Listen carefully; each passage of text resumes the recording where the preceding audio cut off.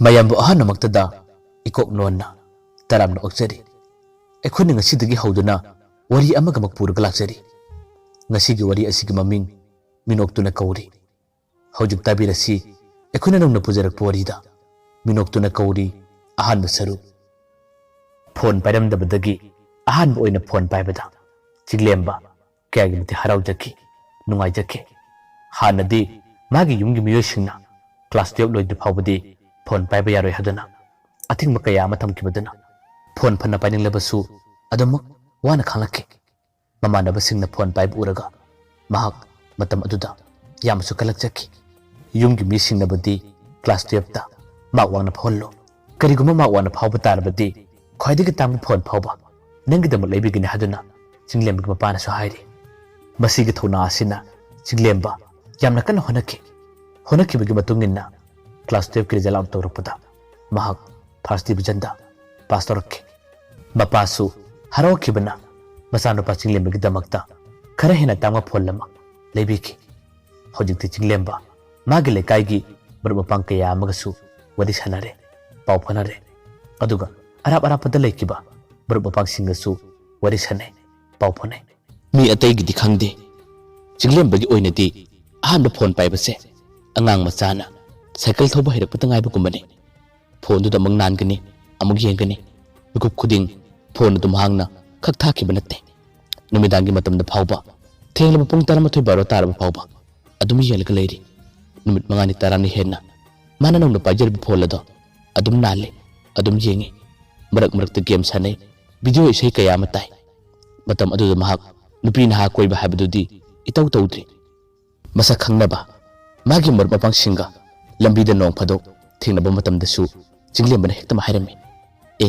itaw ai phone pairabane nangi number du pirammo horen phone torokke asumna thingnaba mama da bakaya da su mobile number lawnai aduga numidangi matam da su wari sanai mana wari sari badudi mama na bangaktani atopa nupi di amata phawba yawba natte nukti numit khudingine asumna mahangna magi mama na basinga duga phone do wari saba aduga marak tana game sanaba isei taba asini magi mathaw nong phadok su mama na ba amana magi phone ururaga chinglem bada hare itaw nangi phone sidi jam tangam do male phajasu phajai asibu kya pi lerake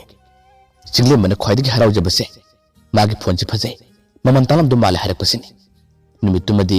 adugi wa hairakliba mama na bado lemna khak thagada banate numidang thengla phawbada phone dum tawgani wari sanagani marak ta hangani itaw aigi phone si asemagi phajabra mamal su kutanga mane camera su khusenga ma mama na baduna khumle asegni itaw nangi phone si di kholi kai sida kana mama ta painate nang sin ahan borangani ado lupa kya muk pige ba jinglem ba su kumme akoi pabung na haibadudi lupa lising kun mathoi mag yomale khangde itaw college kap su haudri aidi hujikanse matam lekhum khangtabana video khara yeng sei karata aduga marak ta nakhoi da phone tawbasini aiga thaba haibabu phone gi function su ayamba khangde ado nakhoi na phone pari do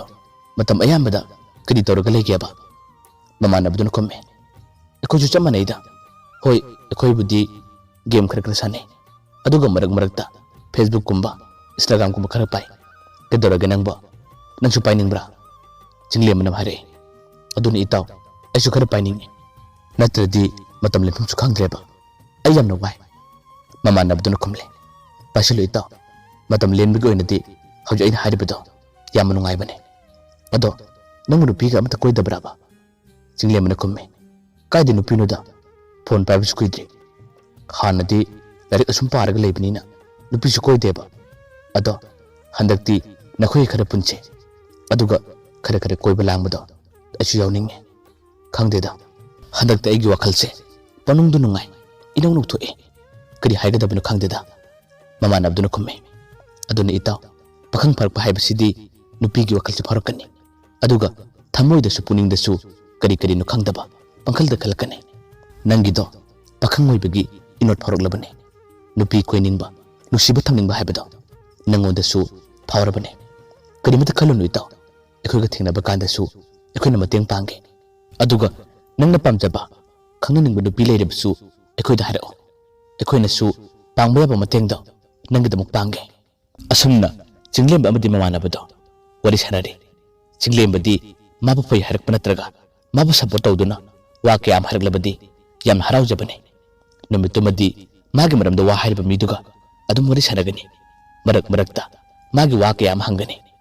ꯃꯁꯤꯅ ꯃꯥꯒꯤ ꯋꯥꯈꯜꯗ ꯍꯦꯟꯅ ꯅꯨꯡꯉꯥꯏꯖꯩ ꯄꯦꯟꯁꯨ ꯄꯦꯟꯖꯩ ꯉꯁꯤꯃꯛꯀꯤꯗꯤ ꯅꯨꯄꯤ ꯑꯃꯠꯇ ꯀꯣꯏꯖꯗꯕꯅ ꯃꯍꯥꯛ ꯃꯇꯝ ꯑꯌꯥꯝꯕꯗ ꯃꯥꯒ ꯂꯣꯏꯅꯕ ꯇꯤꯟꯅꯕ ꯃꯃꯥꯟꯅꯕꯁꯤꯡꯒ ꯑꯗꯨꯝ ꯋꯥꯔꯤ ꯁꯥꯟꯅꯔꯤ ꯄꯥꯎ ꯐꯥꯎꯅꯔꯤ ꯃꯃꯥꯟꯅꯕꯁꯤꯡ ꯑꯗꯨꯁꯨ ꯊꯕꯛ ꯇꯧꯕ ꯉꯝꯗ꯭ꯔꯕꯅꯤ ꯆꯤꯡꯂꯦꯝꯕꯅ ꯐꯣꯟ ꯇꯧꯔꯛꯂꯕꯗꯤ ꯍꯧꯖꯤꯛꯇꯤ ꯃꯈꯣꯏꯁꯨ ꯑꯀꯤꯕ ꯐꯥꯎꯔꯕꯅꯤ ꯐꯣꯟꯕꯨ ꯍꯦꯛ ꯇꯧꯔꯛꯂꯕ ꯊꯝꯒꯦ ꯍꯥꯏꯕꯁꯨ ꯄꯥꯛꯅ ꯌꯥꯕ ꯅꯠꯇꯦ ꯀꯣꯏꯊ ꯋꯥ ꯀꯌꯥ ꯑꯃ ꯍꯪꯒꯅꯤ ꯍꯥꯏꯒꯅꯤ ꯃꯁꯤꯅ ꯃꯥꯒ ꯇꯤꯟꯅꯕ ꯃꯃꯥꯟꯅꯕꯁꯤꯡ ꯑꯗꯨꯁꯨ ꯈꯨꯝꯐꯝ ꯈꯪꯗ꯭ꯔꯕꯅꯤ ꯍꯥꯏꯐꯝ ꯈꯪꯗ꯭ꯔꯕꯅꯤ ꯃꯈꯣꯏꯅꯁꯨ ꯈꯜꯂꯤ ꯐꯣꯟ ꯄꯥꯏꯕ ꯀꯨꯏꯗ꯭ꯔꯤꯕꯒꯤ ꯑꯁꯨꯝꯅ ꯇꯧꯔꯤꯕꯅꯤ ꯍꯥꯏꯗꯨꯅ ꯑꯗꯨꯕꯨ ꯆꯤꯡꯂꯦꯝꯕꯒꯤ ꯃꯑꯣꯡ ꯃꯇꯧꯁꯤꯡ ꯑꯁꯤꯗꯤ ꯃꯤ ꯑꯇꯩꯒꯤꯗꯤ ꯃꯥꯟꯅꯗ꯭ꯔꯦ ꯃꯤ ꯑꯇꯩꯁꯨ ꯐꯣꯟ ꯅꯧꯅ ꯄꯥꯏꯔꯝꯕ ꯌꯥꯏ ꯑꯗꯨꯕꯨ ꯆꯤꯡꯂꯦꯝꯕꯗꯤ ꯈꯪꯅꯕ ꯅꯨꯄꯤꯒ ꯋꯥꯔꯤ ꯁꯥꯕꯒꯨꯝꯗꯅ ꯃꯃꯥꯟꯅꯕꯁꯤꯡ ꯑꯗꯨꯗ ꯑꯌꯨꯛꯇꯒꯤ ꯍꯧꯅ ꯐꯣꯟ ꯄꯪꯇꯧꯒ ꯇꯧꯒꯅꯤ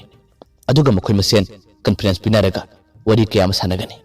ꯃꯃꯥꯟꯅꯕꯁꯤꯡ ꯑꯗꯨꯅ ꯊꯕꯛ ꯇꯧꯒꯦ ꯍꯥꯏꯔꯨꯔꯕꯁꯨ ꯊꯕꯛ ꯇꯧꯅ ꯐꯣꯟ ꯄꯥꯏꯌꯨ ꯍꯥꯏꯗꯨꯅ ꯑꯗꯨꯝ ꯇꯧꯔꯒ ꯂꯩꯕꯅꯤ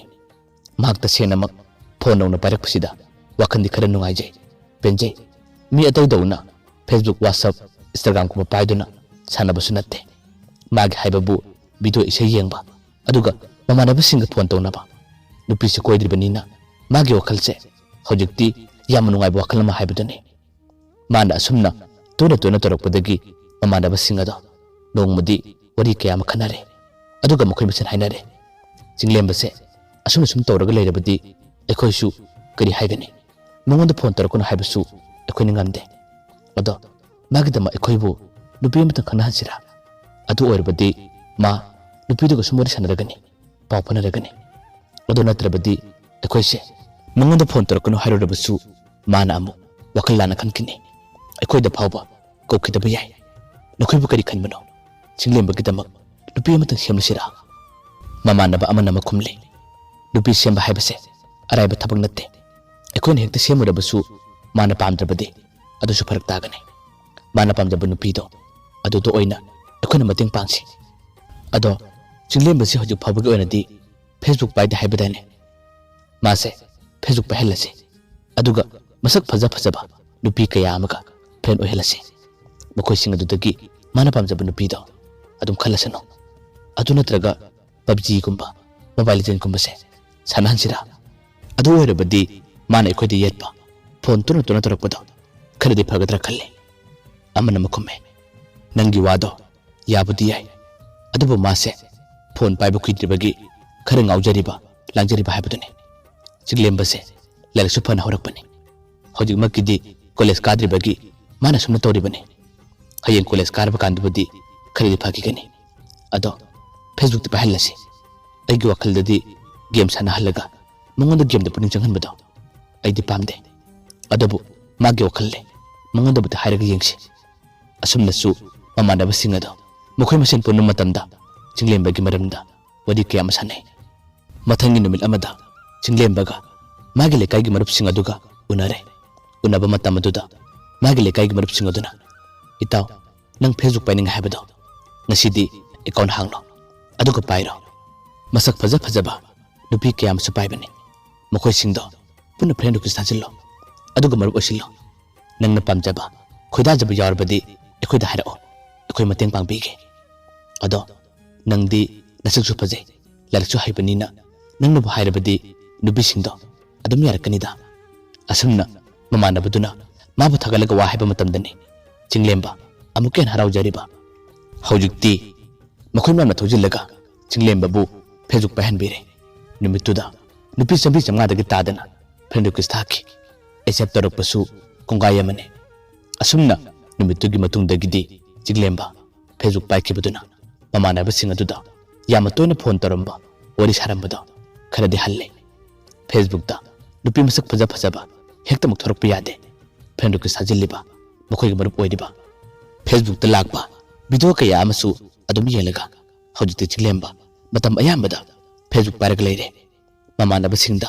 ꯐꯣꯟ ꯏꯇꯧꯃꯛ ꯇꯧꯈꯤꯗ꯭ꯔꯦ ꯍꯥꯏꯕ ꯌꯥꯏ ꯃꯃꯥꯟꯅꯕꯁꯤꯡ ꯑꯗꯨꯁꯨ ꯑꯁꯣꯝꯗ ꯈꯔꯗꯤ ꯅꯨꯡꯉꯥꯏꯔꯦ हानदी चिंगलेम्बन मखोइदा फोन तोना तौरगा कॉन्फिडेंस पीरगा अयप कया पिरंबदा हौजुक्ति खर मखैदि हल्लबनिना नोंमसु ममानबसिंग अदु पुनु मतमदा मखोइ मसेन वरि सनारे अस हनक ज्ञान हेक ताइ है चिंगलेम्बसे फेसबुक पाइखिबदगी मान हेली खंगब्रा ओटपसे मागे फ्रेंड से हौजुक्ति लिसिंग अम खरे हेले फ्रेंडसिंग अदुसु नुपिना अयामने अदुगा पेज कया अमसु फॉलो तौरगा वीडियो से येंदुना मासे अदुम लेरे अइने सुम खनबदा चिंगलेम्बसे मतम खरे दिमाग से Facebook ngauragane amana makumme mana phone toroktabase handakti gyang khadi tai hana di kaino ne tumpam chapam ga ta khangmunate koina banu pi gori sabadagi maga sanabani hena matam se sang sang sanarabani kaino maga wari saringai ekoi sai gi waiting do aiti changlabane aduda aina Chinglemba haibane itaw ekoi sai phone torokle amukta pai ga hairorabusuna masu adum yauge conference pi yo haduna adum saribane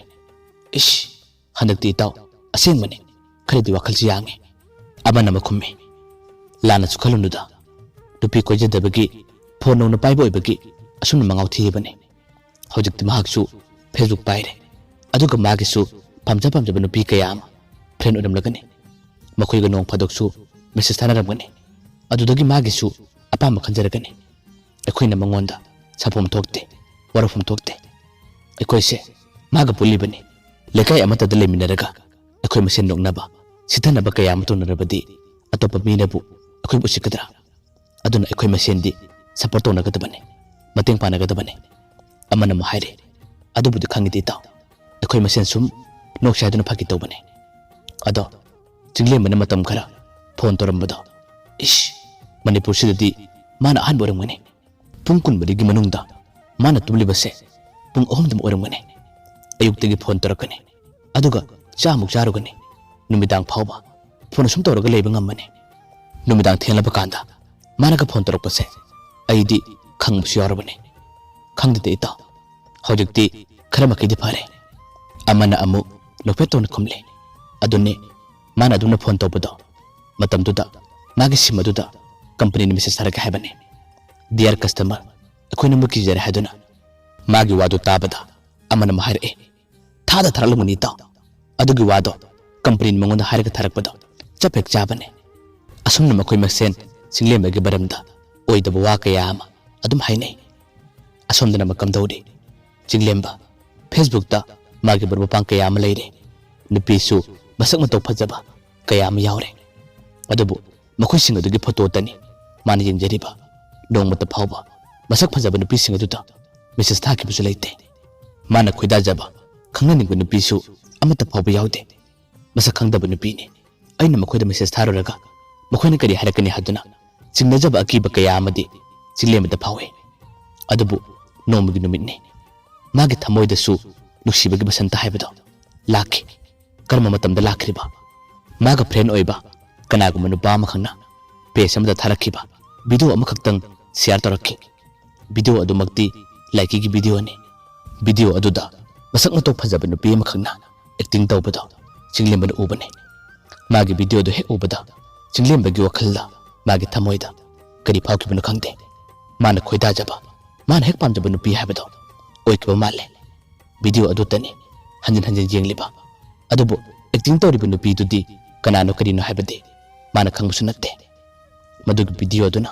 Chinglemba bu pungaw halle matagi wakhalbu adum khalle nupi adugi nophetoni yela kumbieng aduga magi minok aduna